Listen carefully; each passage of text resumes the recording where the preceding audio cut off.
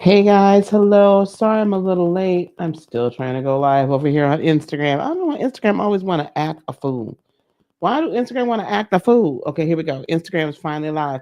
Hello everyone, how are you? I know this was like a really like quick all of a sudden here we are live situation, but um what I really need you all to do is I need you all to let everybody know that we're here, that we're live, that we're doing the darn thing, and that we're going to have a really deep discussion today. Now, hopefully, hello, X. I'm trying to get over here to X to make sure that life is good on X. I think life is good on X.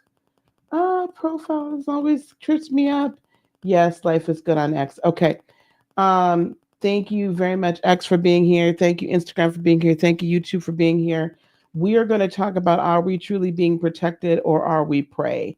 And this is going to not be, this is not a conversation for the faint of heart. I will just put it like that. This is definitely a conversation that we need to have, though, and we're going to talk about a number of different things, um, including uh, the situation with TD Jakes, um, Youngblood, and just a few other things. I'm trying to get to Instagram so I can actually see myself, but evidently that's not going to be a case. All right, I'm going to play the intro, guys. Let everybody know that we're here.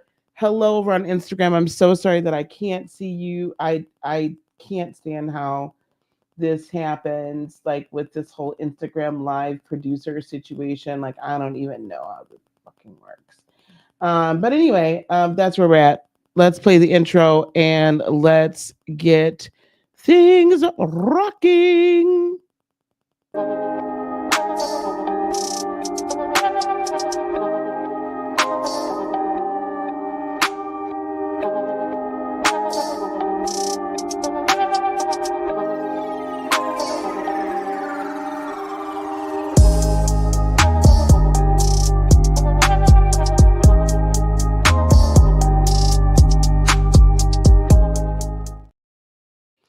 All right, welcome. Hello, everyone. Hey, Miss Cericia, how are you? Let me also text my good friend and let him know I'm live. Uh, I'm live. Okay. And I want to say hello again and welcome to everyone that is here. Now, I'm gonna put my banner up first. Let me find my banner. Let me find my banner that everything stated by me is my opinion. It may be the opinion of any guest if we do have a panel up here, and any criminal or scandalous acts are alleged. Now, first of all, happy new moon. We probably go live a little bit later, just kind of wrap our minds and our hearts around the new moon and everything that's going on there. With that, but what I want to talk about first is because the theme of this new moon is this kind of crisis and confidence, and it's also very much so surrounding, once again, because it's a new moon in Sagittarius, it's very much surrounding how we look at um, things like higher learning, like religion, like group think, inspiration, things of that nature, and how we are interacting with it, how it is interacting with us, and how we should truly be viewing it or how we should be allowing it to operate in our lives. And so that's kind of the overreaching, overarching viewpoint, or energy that we're seeing. But also, this is all happening. There are people like upstairs. I cannot wait to move into my own house.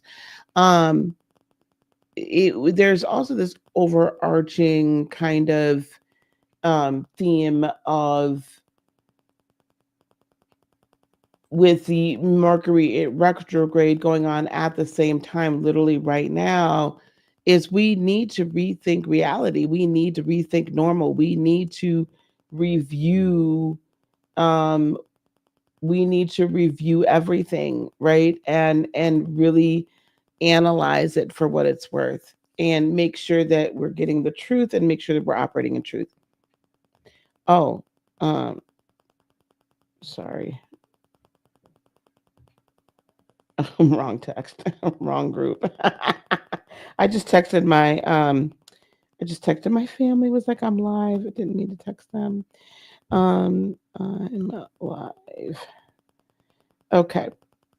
Anyway, so the reason why I'm having this conversation, let's just kind of call a thing right now, and we're going to go here and here. I'm actually going to go to the next slide. Well, no, we'll go to the first slide. This first slide, for those of you who are not aware, in Christianity and Christendom, there were back in the 90s two main television networks that were on like satellite, right? That was TBN and Daystar.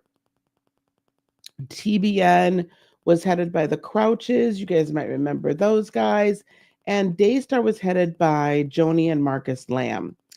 Daystar was like exclusively, it wasn't DirecTV, or maybe it was. They had their own, like Daystar came out with their own satellite network completely when they came out of the gate. And you could only get it, I think, only on DirecTV as well.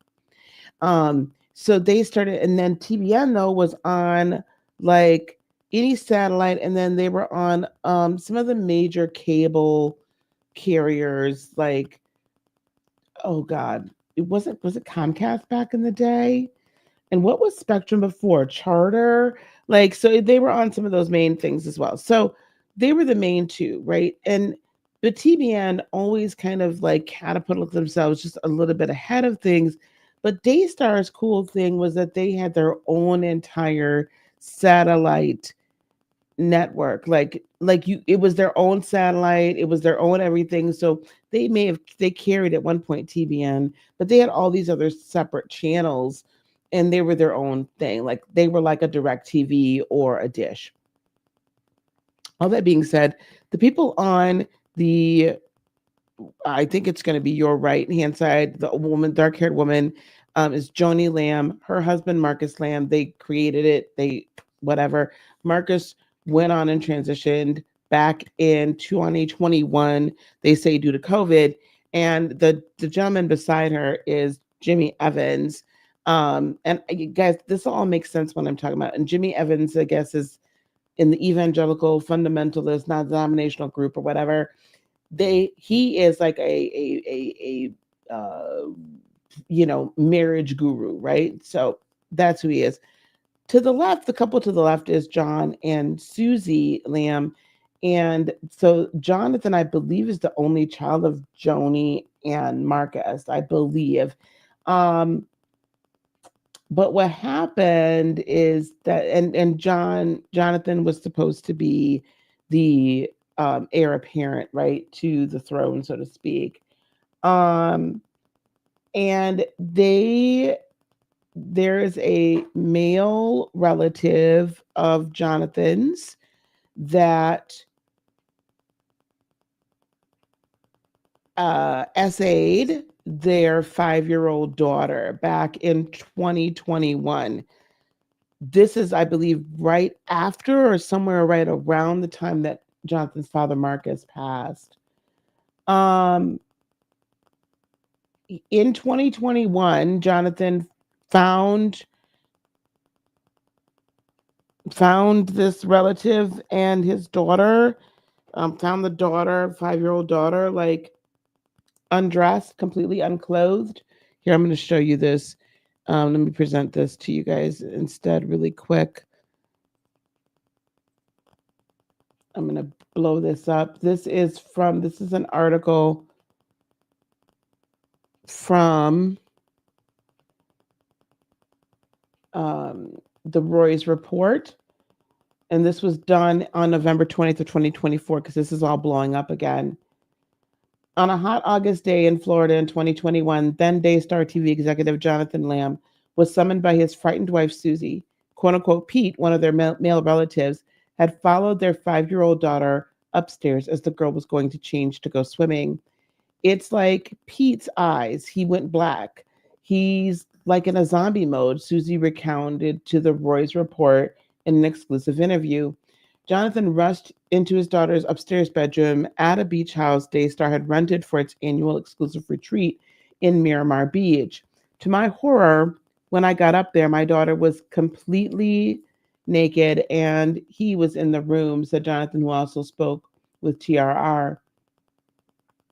And I was just immediately like, what are you doing? Screaming at the top of my lungs. And he is like, I'm so sorry. I'm so sorry. I'm sorry. He apologized like 50 times, like I caught somebody red-handed. This is Jonathan and Susie again. Susie added that Pete was usually, quote unquote, cocky and confident, but he was, quote, trembling and shaking on the verge of tears. TRR is not revealing Pete's identity because he has not been charged with the crime. But this scandal involves Daystar, one of the world's largest Christian TV networks, which, along with Trinity Broadcasting and the Christian Broadcasting, or CBN, Christian Broadcasting Network, are faith channels watched by millions around the world. Co-founder Marcus Lamb, Johnson's father, once claimed, and this is Marcus right here, once claimed the expansive TV network with more than 100 stations nationwide was worth $1 billion. According to Jonathan, Daystar employs about 300 staff and brings in around $100 million annually. It is also headed almost exclusively by Lamb family members. So this all happened before Marcus's untimely death. Until his untimely death on November 30th, 2021, from complications with COVID, Marcus served as president. Now his widow, Joni Lamb, is president. Jonathan had been vice president, but says he was demoted to a manager position last April in 2023 for refusing to sign a non-disclosure agreement, or NDA. The claim is supported by a recording of a board meeting Jonathan gave to TRR. Then last Saturday, and this is the 20th, so this is why this is all coming up.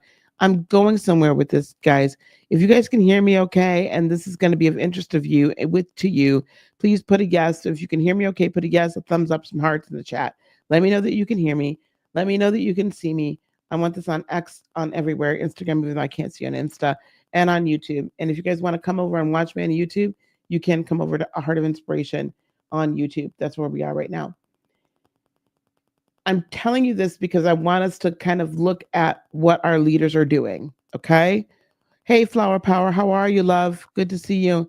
Good to see you, Mary. Great to see you guys. Thank you for being here. Ostensibly, he failed to address then last Saturday, Daystar fired Jonathan, ostensibly because he failed to address the, quote, deficiencies in your judgment and performance, close quote. He and Susie also used to co-host a show on Daystar called The Green Room, but Susie was fired from that position abruptly in July of 2023. One of Jonathan's sisters, Rachel, okay, so Jonathan does not his only, Rachel Lamb Brown is a Daystar Director of Communications, and her husband, Josh Brown, is Director of Business Development. Jonathan's other sister, Rebecca Lamb Weiss, is a producer and an on-air contributor, and her husband, Jonathan J.W. Weiss, is Director of Information Technology. So these are the kids. Here's Joni and the rest of the entire family. But according to Jonathan and Susie, living and working with the Lamb dynasty came at an excruciatingly high price. The saga involving the couple's daughter started 8 months before the incident at the beach house. That's when the girl disclosed to Susie she had been SA'd. Susie said her daughter told her that a man had touched her using her own hands to indicate she'd been finger-a'd in her peach, we'll just put it that way, and in the back door. Let's just say that. I'm not trying to be funny. I have to edit my words for YouTube's sake. TRR is not releasing the name of the daughter to protect her privacy. The girl did not identify her victimizer other than to mention a couple of physical characteristics, Susie said.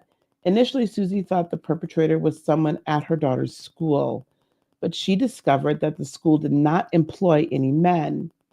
As the months went by, Jonathan and Susie began to suspect Pete. She recalled that after a summer vacation in 2020, Pete told her that her daughter had walked in on him in the bathroom, completely unclothed. They noticed their daughter became terrified to come to Daystar, where Pete worked, and once ran and hid in a corner when she saw Pete enter a room. They said Pete was often with their children on in Daystar's green room while they were filming their show. And once Rebecca and JW, I believe this is Rebecca and JW right here, Jonathan's sister and brother-in-law warned them about Pete. The couple reportedly told her, stop, that they saw him putting his hands all over the child and kissing her.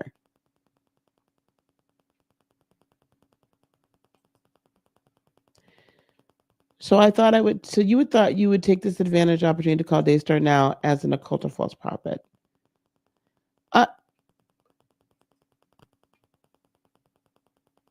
Interesting. I said nothing of the kind, Melinda. I said nothing of the sort. I am showcasing, and we're going to get into a conversation if you're willing to. Let me just put this out here really clear for everybody to understand. If you are unwilling to have a conversation, an open and honest and adult conversation about what is going on inside these mega reportedly Christian churches, organizations, how these things are completely tossed under the rug, then I'm sorry, this live is not for you. At some point, we have to be the adults in the room that are willing to say, this should not be covered up. I mean, I guess we're going to get to the gets from the initial, I guess we're going to get there immediately and right away. And if y'all want to go there right away before we even finish having our discussion, today I got time. Today I have time. Because what we are not going to continue to do, is we are not going to continue to cover up, to gloss over, to say, oh, it's okay. We can't talk about any of this because they have done such great work in the kingdom. Nobody is saying that they have or they have not. But the moment we decide to sacrifice our children, our young adults, our teenagers, male or female, on the altar of this church, then I'm going to question exactly what God do you serve? What true God do you serve? It's not a family problem. It's not just a family problem. These have been family problems for decades, for centuries in the communities. We can't talk about it because it's happening behind closed doors. We can't talk about it because Uncle Pete is going on and essaying all the little girls in the family. We can't talk about it because Pastor so-and-so is unwilling to come up and come out of the closet, because we choose as Abrahamic, the followers of the Abrahamic religions, we choose to say same gender loving is against the Bible, when I'm going to purport to you once again, and I'm going to tell you once again that the King James Version, King James himself was bisexual at best.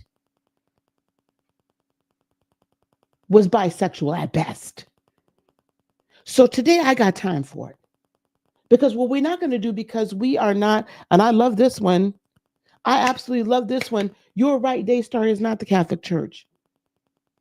But the church in general, if you think for one freaking second that it is only Catholic priests that do this to little boys and girls, you are so sadly mistaken. It wasn't out there when Marcus was here. Bye-bye. When you're ready to have a conversation and ready to actually protect children and women and boys, then you can come back. But until such time, I got no time for any of y'all with that. I have zero time. You can be gone, be banished. I don't care. Because what I'm not going to sit here and continue to do is I'm not going to sit here and continue to allow the church, because we have to protect the leaders of the church. No, we don't. No, we don't. Because I guarantee you, if it was you, if it was your child, if it was your child, you would want somebody to say something. You would want somebody to say something. It is absolutely disgusting, and it is absolutely not Christian, and it is absolutely immoral and reprehensible that anyone would say that we need to protect those that are the predators in our church, those that are the predators within our families, those that are the predators within our communities. It is reprehensible. And that is the disgusting thing about it, isn't it all? The church wouldn't defend you, but you're sitting here willing to defend the church. Is there not something wrong with that? Is there not something wrong with that?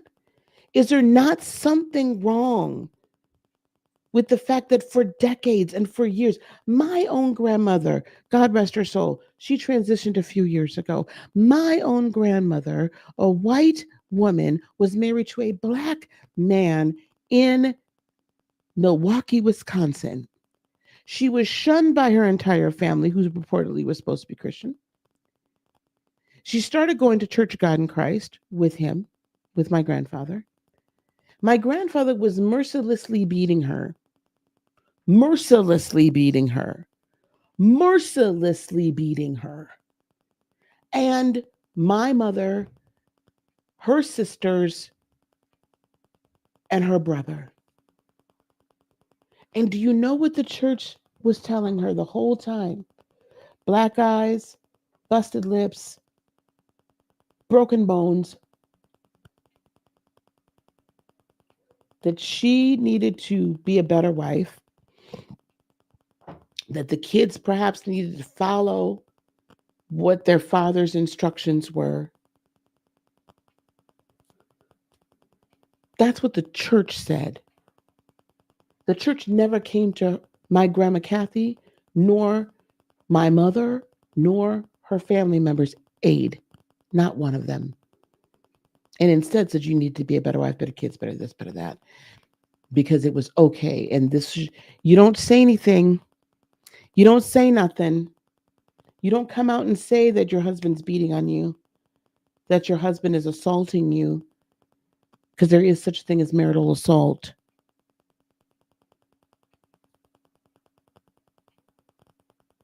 And all the while from the pulpit, we're told to touch not mine anointed and da da da da. And, the man is the head of the household and blah, blah, blah, blah, blah, blah. And you need to be this type of wife and this type of child. And dare you not speak anything, speak ill over anyone that is definitely within that pulpit, within church leadership, or definitely your own household. And I am going to purport to you that these are the same people that are then within the community covering things up. So my question to you is, are we really being protected from predators, or are we continuing to be prepared to be prey? That's why the title of this is this. Are we truly being protected from predators, or are we being prepared even more so to be prey? And if the church is truly acting as the church is supposed to be, if the church is acting Christ-like, God-like, following the admonitions thereof and the moral compass thereof, then why is it the church won't protect its children? Why isn't the church protecting its women? Why isn't the church protecting its vulnerable? Why is it the church then is not operating at its highest vibrational set point of love? And I'm going to say all of the Abrahamic religions, because what we will find that is consistent amongst all three Abrahamic religions is you dare not speak out if there's any abuse happening in your within the sanctity of your home or at the hand of your pastor or church leader of some sort. So let's continue because I'm not letting it go. Let's continue, shall we? Because today I got time and I'm going to get to the Black church, but I don't want people to think that I only talk about the Black church because this is a church-wide issue of us getting served up.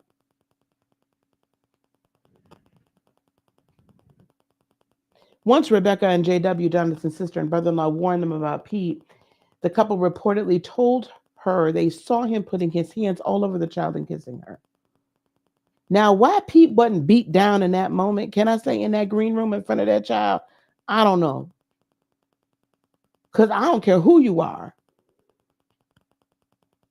If you doing that to my niece, because this is their niece, if you were doing that to my niece, I'm going to beat the dog mess out you.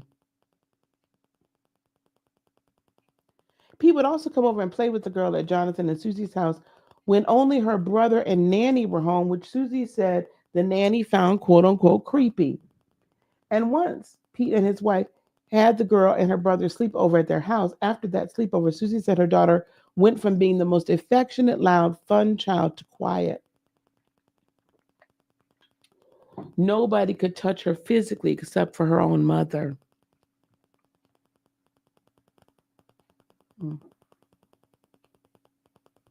And when my husband would even come close, her body would stiffen up. Yet, according to Jonathan and Susie, Marcus and Joni consistently fought to protect Pete. So I'm going to say this is an uncle. Protect Pete and Daystar's image rather than their own granddaughter. The day their daughter disclosed the alleged abuse, well, y'all, if y'all appreciate this, I just hopefully it still gets monetized. But if it doesn't, I'm gonna need y'all to send me over a few super chats to support the platform. Susie said she immediately called Joni, who urged Susie not to go to the police, but instead bring the girl to her. After meeting one-on-one with Joni, the girl stopped talking about what had happened. Susie and Jonathan said, I don't know what happened there, Susie said, but it was like she was a quote-unquote lockbox.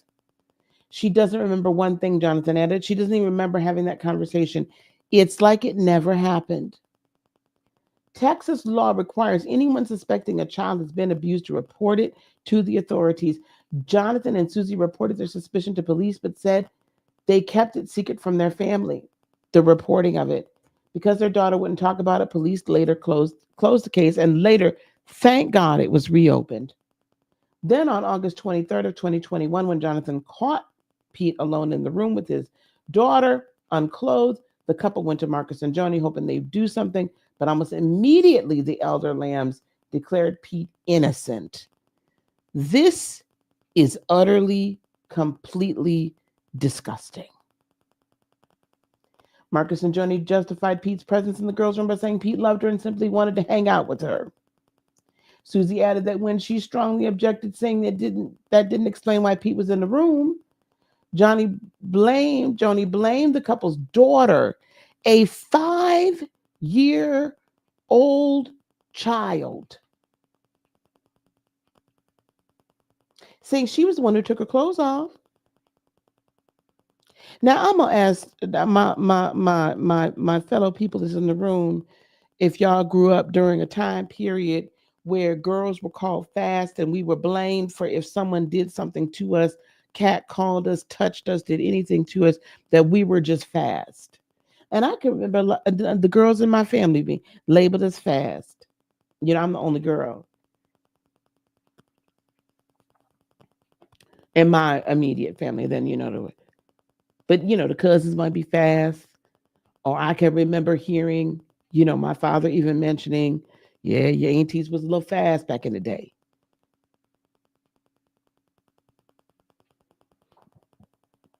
But I'm trying to understand how a 5-year-old girl is to blame.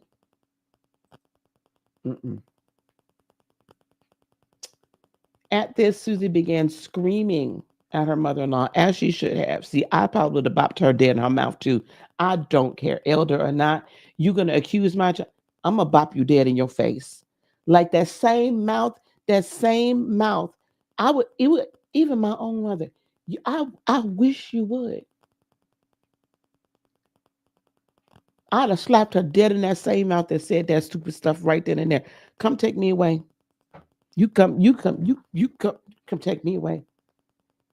But Joni was adamant and reiterated her claim several times over the next 24 hours. At one point, Marcus and Joni gathered Jonathan and Susie with Pete and his wife in Marcus's Joni bedroom and insisted they repent to each other and pray. Oh, baby. Uh-uh. No, no, no, no, no, no, no, no. I'm going to show you some repentance. Then Rebecca and JW, who had been barred from the room, barged in, insisting they be included. Susie added. Rebecca was angry. Susie said she began praying in tongues like in war mode. Susie said she was in shock by what's happening. Later in the day, Susie and Rebecca confronted her dad, saying, "Why are you doing this to us? Why aren't you doing what's right?" Susie said Marcus responded, "Because of Pete's wife and their child." Over your own grandchild? That night, when Susie insisted their kids sleep in the room next to them instead of upstairs, Joni confronted her, saying, "Look what you're doing to this family. What about Pete's wife and Pete? I don't give a rat's ass. What about their feelings?" The next day, while Jonathan, Susie, Rebecca, JW, Marcus, and Joni were gathered in the kitchen, Joni claimed that God had told her. Now, if y'all don't stop interjecting, this is what I want y'all to notice as well. When we have these situations, what happens all of a sudden? Then somebody comes out and says, "God said." You notice I ain't said God said nothing.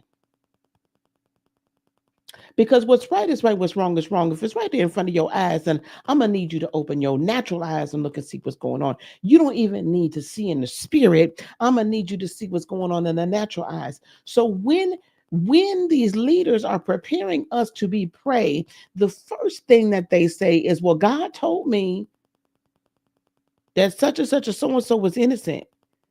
God told me that such and such a so-and-so was lying. God told me," and God ain't said nothing of the word. Now, listen to me. This case is still here. It's still alleged. We don't even know. I'm hoping and praying that justice is served, much like the next case that we're about to talk about. However, what I'm also going to say is this. We are so quick. It's so interesting to me that we are so quick to claim certain leaders or people in position of leadership or whatnot, or maybe our favorite relative is innocent of everything, that they have to be being lied upon. And we're so quick to blame an innocent child when even by our own Christian, Judaism and Muslim um, factors and standards, a child that's under the age of 12 or 13 is under the age of knowledge or gnosis.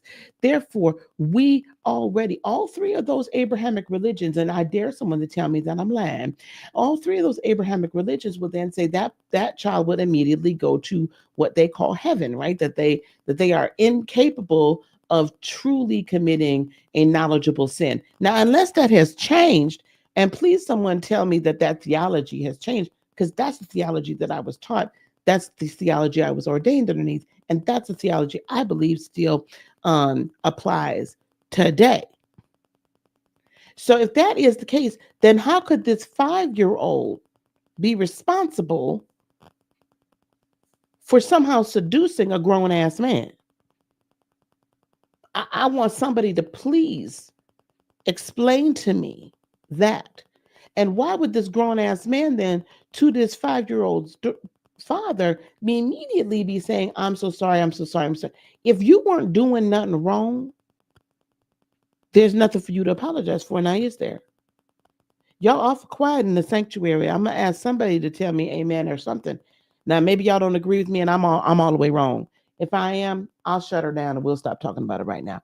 It's just fine with me. Matter of fact, my dinner's gonna be ready in a few minutes. So, anyway, in the kitchen, Joni, whatever her name is, that God had told her while she was praying that Pete was innocent, and Jonathan and Susie said. At this, Marcus reportedly clapped his hands in joy, and the rest stood dumbfounded. TRR, this particular publication, reached out to Joni and Lamb with detailed questions about the allegations. Susie and Jonathan leveled against her and Marcus, as well as other issues. Daystar responded with a written statement, which said in part, There is clearly a misunderstanding of what transpired, and the facts are quite different than what appears to have been reported to you. We simply do not support Jonathan and Susie's false allegations and are saddened by the continued relational incongruity between Jonathan and Susie and the rest of their family. Similarly, they reached out to Pete. Tiara reached out to Pete, who's lawyer. He's lawyered up. Mark G. Daniel sent a letter to Tiara. It stated in part, my client unequivocally denies the statements made by Jonathan and Susie Lamb, alleging that he engaged in some form of improper contact with any child. Anyone who knows his client or Pete knows that these statements are false, insulting, and demeaning. They also contacted Rebecca and JW. The couple chatted briefly with TRR and said they would consider going on the record. After 3 days and no contact, TRR reached out via email and they did not reply. They don't want to lose their job too, because Jonathan and Susie already been sent out of there. Okay. Now supposedly they all went to the healing ministry called Living Waters, and they to try to get everything situated and taken care of. Their daughter had already shut down. All right, so what does this have to do with everything else? Now I'm gonna bring these peoples back up here for a second. And the other conversation I need to have is this whole situation with Duane Youngblood that's up here in the upper corner. TD Jakes up in the other corner. You all know TD Jakes. He is suing Duane Youngblood because of what was stated on Larry Reid in the center. What was stated on his platform. You can go to Larry Reid Live's platform. Duane Youngblood did give a 2-part, very lengthy interview, and during which stated not only the issues that he himself, because he has been and is a convicted, he has been convicted of SA, of minors, and at least a minor. And he served his time and whatnot, and he has been a pastor. I don't know if he's still pastoring. I didn't quite gather that or not. So he served his time, but he is stating that between the ages of 17 and 19, there was some grooming and other activities that allegedly happened between he and TD Jakes at the initiation of Bishop Jakes. And then Bishop Jakes then filed, I believe it was a $6 million lawsuit against Duane Youngblood, interestingly, subsequent to that interview, and then after his medical emergency, which appears to me to have been a stroke, occurred on live television, and people are saying it's because he's under so much stress, and I would say probably so. But what I want to focus in on, and I'm not saying that anything happened. I don't know. I wasn't there.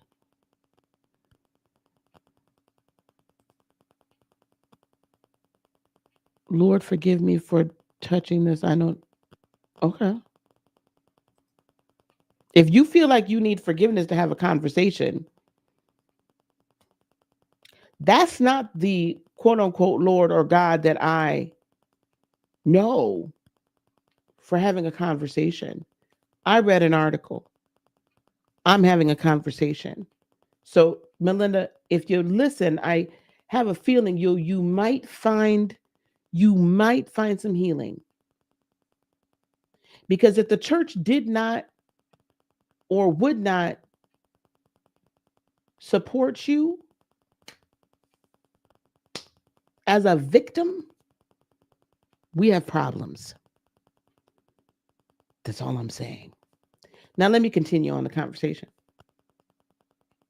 We all know that for at least a year, when did Carlson Pearson die?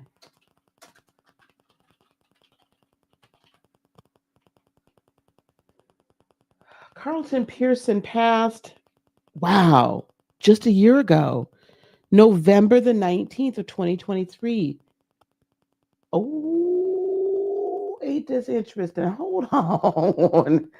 Oh, my. Oh, my. When did all this?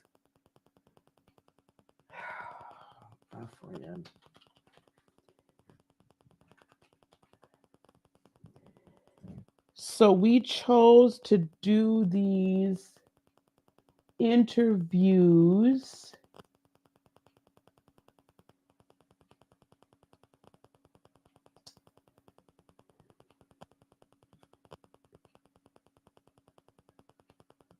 okay, so the interviews were aired about a month ago, but it all blew up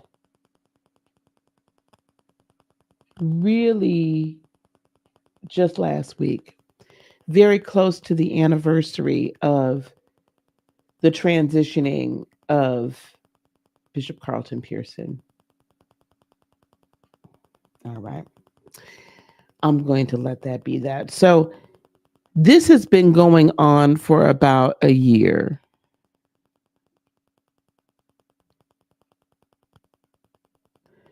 This has been going on for about a year. We all know, and I think rightfully so, what Larry Reid's point of view has been on how Bishop Pearson was treated by the church in general, and somewhat, yes, also very kind of notably by TD Jakes. And I'm not going to disagree with a lot of stuff. In this regard, Bishop Pearson was horribly mistreated by the entirety of the church world, but in very notably by the Black church when he came with his gospel of inclusion and came with the teaching that hell does not exist, that there is no hell. And even though he could back it up, and even though he could back up even his gospel of inclusion, because that does not agree with the version of the Abrahamic religions that we know, I don't know if the word on the curb is he may get sued, LaShanta. We don't know. It has not happened yet, to my knowledge. If anybody has seen the paperwork, I watch Mims all the time. Shout out to Make It Make Sense. I'm sure if there's any paperwork to be had, Mims will have it. But I'll keep my eye out for it as well. And a year ago now, when Bishop Pearson passed, I did a number of lives. You guys can go back and look at those lives then as well. But my point is that Bishop Pearson was very much ostracized immediately by Church of God in Christ. He was immediately ostracized by like the TBNs. Like he was the forerunner. He was like the first really Black minister that was on TBN on a regular basis and paved the way for everybody else. You know, he was very much, he was friends with and would minister with Catherine Kuhlman. I believe he went to ORU University, if I'm not mistaken, graduated. He was like, because of his skin tone, I'm just going to call it a spade. Because of his skin tone as well, he was very easily accepted into white church world. Now, I'm not saying anything negative. I'm not saying anything, whatever. I'm just telling you what it is, guys. I don't have a feeling on it per se. What I have a feeling on is what we're about to get into. Around this same time, or right before this same time, there had been a lot of, you may remember, we had heard that Bishop T.D. Jakes had been at Diddy parties. There were allegations coming out about him as a result of this. There were allegations coming out from various camps about, and pictures of Bishop Jakes on a back of a motorcycle looking rather seductive and things of that nature, and with Pete holding peach cobbler. Now, listen, I don't know whether or not Bishop Jakes has done any of this. I don't know for sure if Bishop Jakes is bisexual or same gender loving at all. I don't know. I'm not in his bedroom, nor do I care to be. I'm telling you what the allegations have been. And there have been allegations that he has been with underage young men throughout his pastoral career. There have also been allegations about Dr. Larry Reid as well. We know because Dr. Reid has been so open about and transparent about what had happened to him as a child.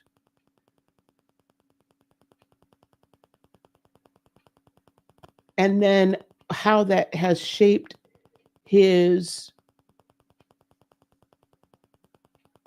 sexuality as an adult. He's very open about it, but yet doesn't really say, right? He doesn't come out and say what his preferences are or not. He has talked about various, experiences, yes. And at the end of the day, that's none of my business. And again, there have been allegations that have not yet been proven or not proven at all in the court of law. So I'm not accusing anybody of anything. This is what I am saying, though. From Larry's own mouth, he has made it clear that there were some young men. He said this again on his update, I believe it was, that was just streamed 4 days ago, where he talks about that he spoke with team members of Bishop Jakes, and he spoke with team members of Duane Youngblood. Now, he stated this again, that a while ago there were at least one young man, if I'm not mistaken, that was going to come out and to discuss his relationship with T.D. Jakes, alleged relationship with T.D. Jakes, and that he knew, and I believe it was more than one, and that he knew that this would rock the church, right? That this would be very highly detrimental to the church. I'm assuming to Potter's House, assuming to Bishop Jakes, and I'm assuming to church world, period. And that he then got this young man's information over to the Jakes team so the Jakes team could handle it. And we've not heard anything since then. I don't know what happened. My point is this, and Dr. Reid is more than, he's a grown-ass man. He can do what he wants. He can do what he wants. My question, though, when we are actively participating in covering up stuff, actively participating, are we enabling the predator to continue to be a predator, allegedly? Or are we then, are in essence, are we also then preparing the rest of the church world to be prey? And I say it that way for a specific reason.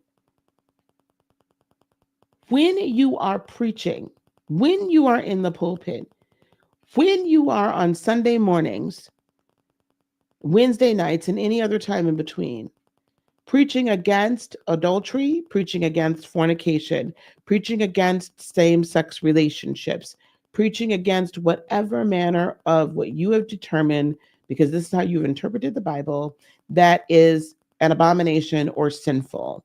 You are preaching against any sin from the pulpit, any quote unquote sin from the pulpit. You are preaching your morality or how you have interpreted the Bible's morality. You are more than welcome to follow the Bible's moral code. I'm not saying one way or the other how I feel about it. I'm just saying, if you are preaching that from the pulpit, but then you are doing something else behind closed doors, we have a problem. Because then that means the more moral code you are imposing upon your congregation and the world at large, depending upon how big your ministry is, that is not the same moral code that you are then following. So then you, in essence, in at its base level, are being hypocritical. You are the essence of a hypocrite. The rules are for thee and not for me, but give me your money. The rules are for thee and not for me, but support my life. The rules are for thee and not for me. Put some money in this building fund to buildings that never get built. The rules are for thee and not for me. Buy all my books and my tapes and and subscribe to this and do that. Because I'm going to tell you what you want to hear, and I'm going to tickle your ears and tickle and soothe your soul.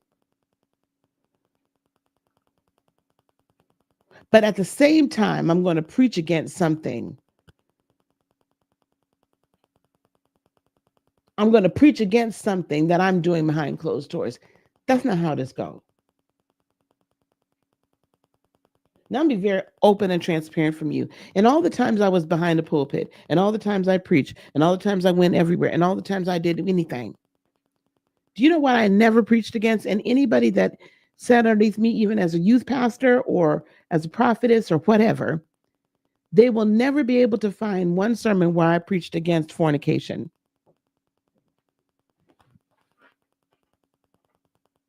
They will never find not one single in 20 some odd years or more of ministry will you ever find a time that Lisa said anything against fornication. Why?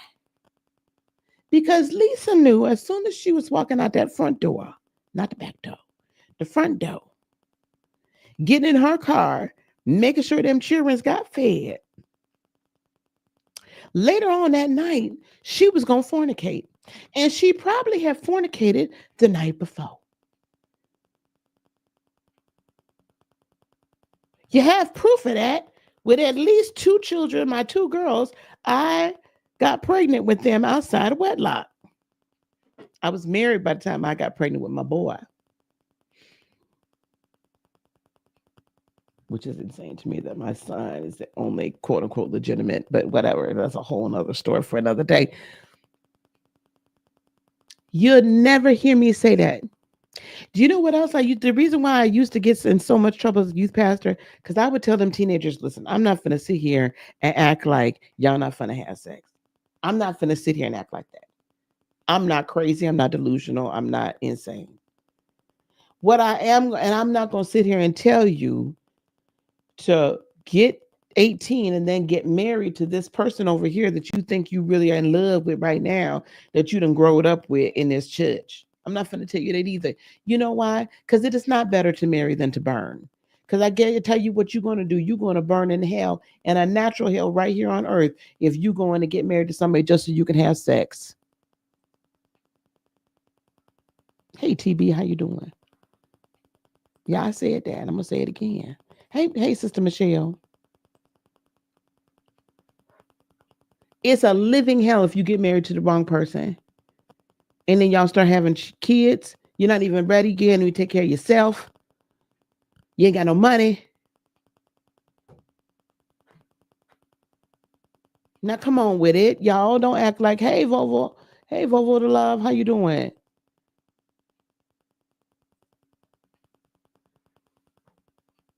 So I would tell them, just now, there's other reasons to not be sexually active at a young age. So I would explain to them the other reasons, the physical reasons, and also the spiritual and energetic reasons.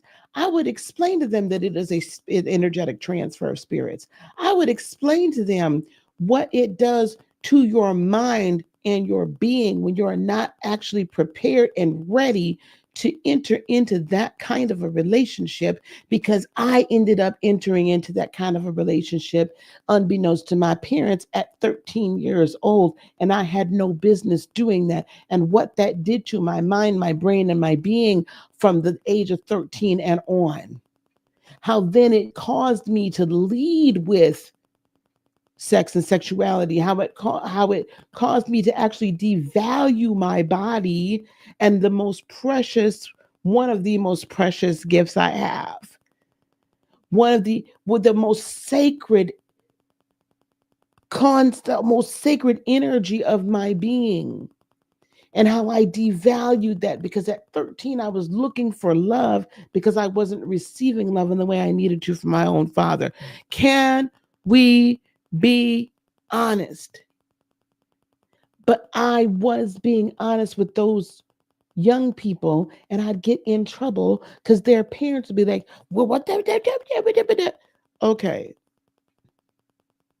You gonna hoop and holler at me about the fact that what I'm telling you, and I know for a fact that neither one of you are happy in this relationship. And if you wasn't elders in the church, your asses would get divorced.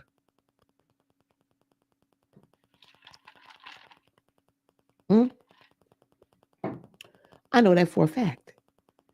Because you be telling me that, sister girl. And then over here, when we having a ministers meeting and the elder meeting, you be talking about it too at the table. So you could shut up talking to me. I ain't trying to hear you, motherfucker.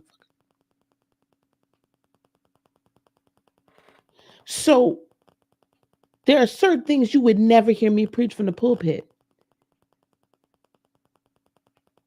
Honoring yourself and being empowered, getting into an actual relationship with creator and really understanding, like I was preaching this spiritual reality of us being divine beings well before I had a real solid vocabulary for it. Do you understand what I'm saying to you?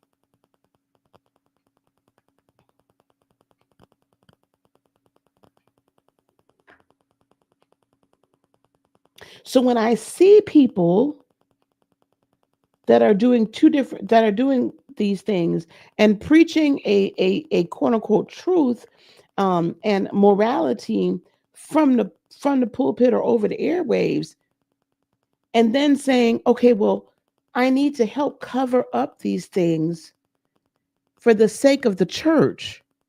Who are you protecting?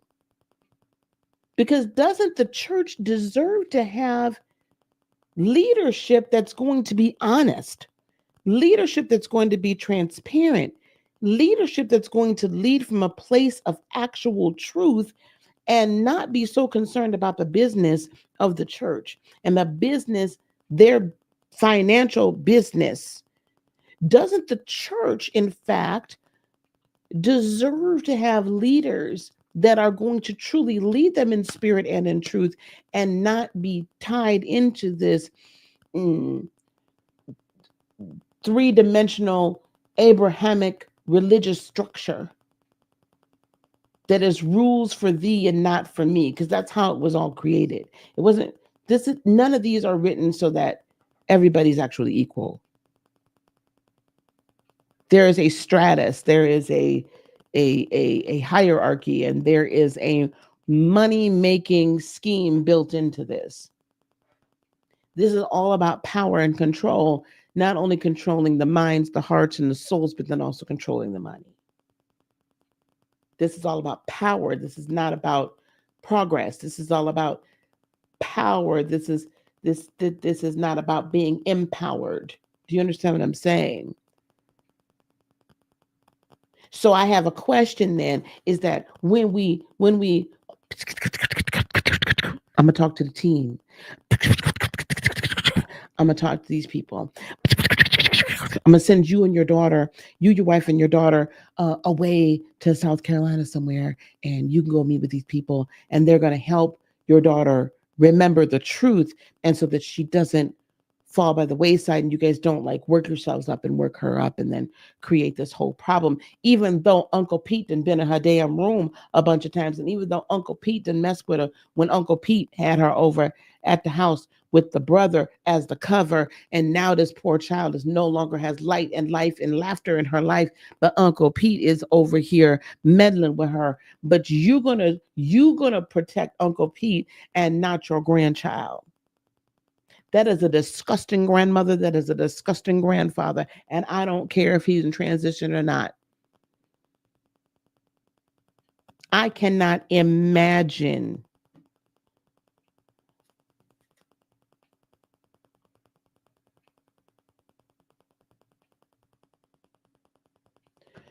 Y'all, my dinner ready, so I'm gonna have to pick this up. I cannot imagine as a grandmother if my daughter-in-law and my son came to me and said so and so did something to them and they was in the family, they was part of my immediate family. I don't give a damn who they was.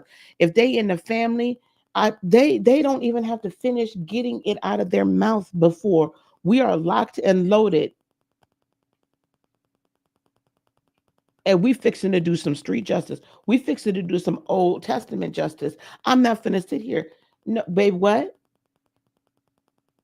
What happened? Bring that baby here.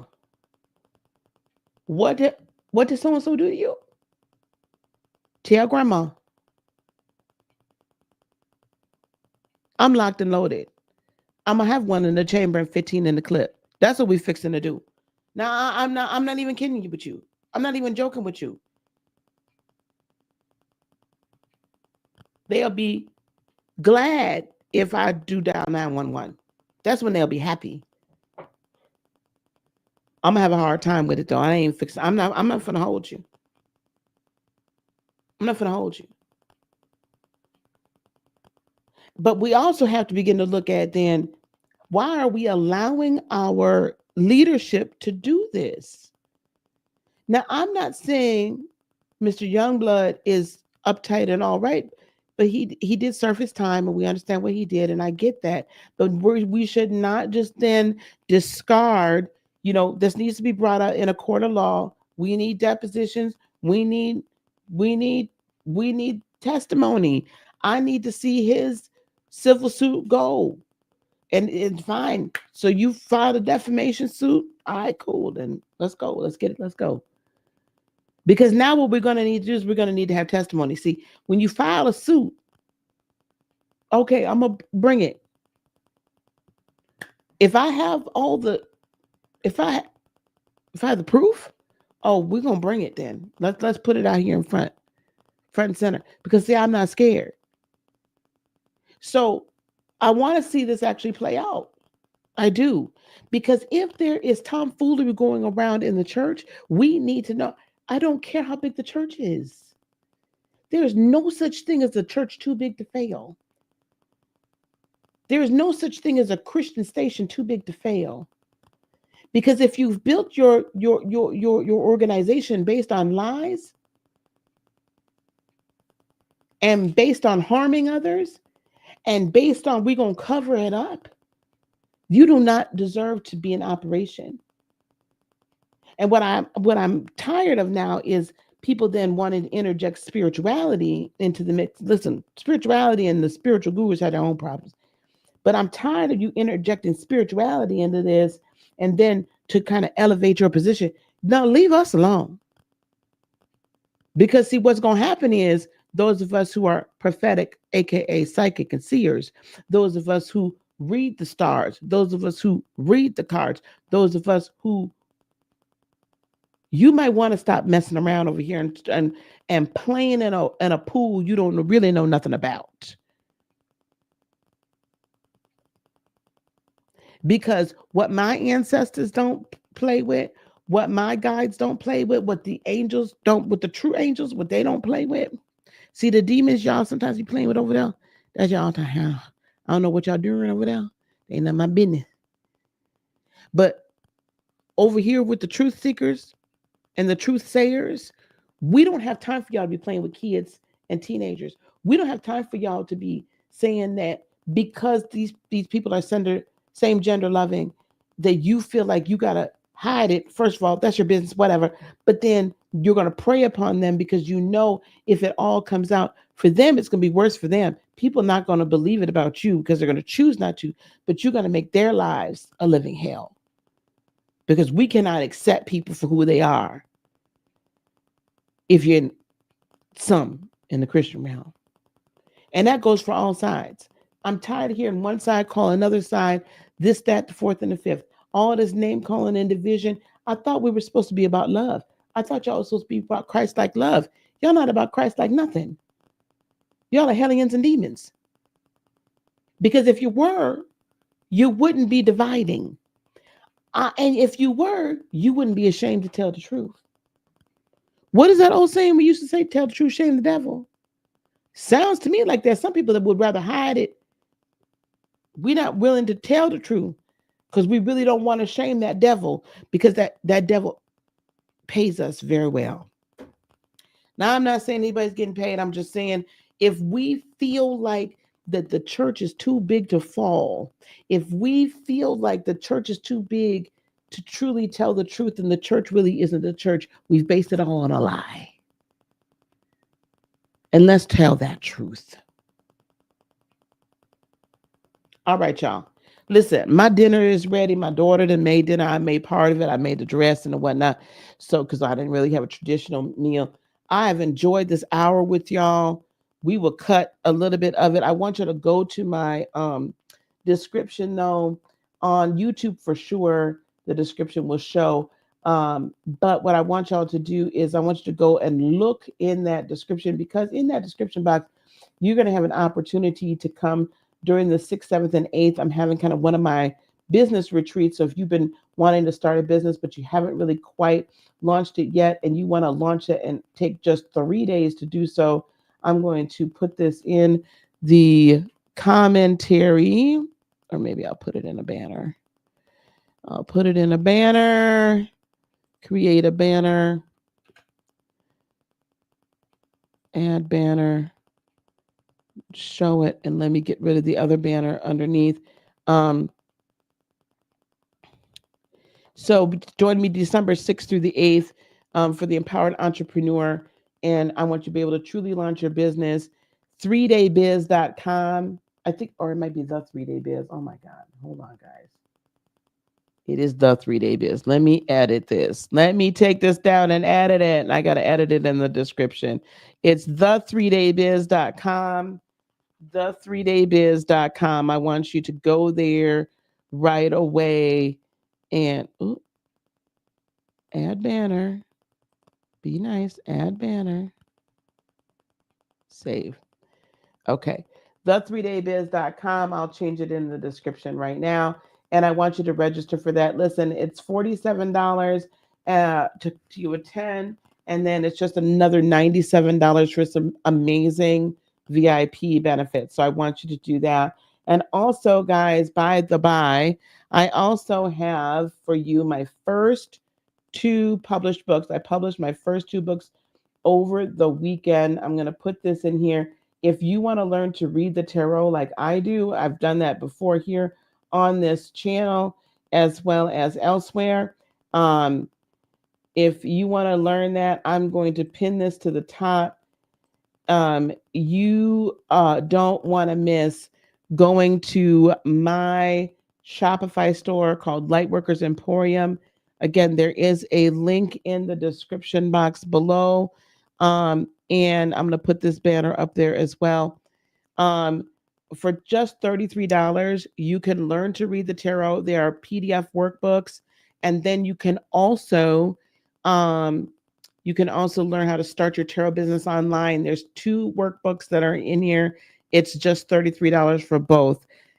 After, Cyber Monday, probably they're going to be like $22 and probably $37 or $47, like respectively. But $33, they're downloadable PDFs. Go on and grab them. You can't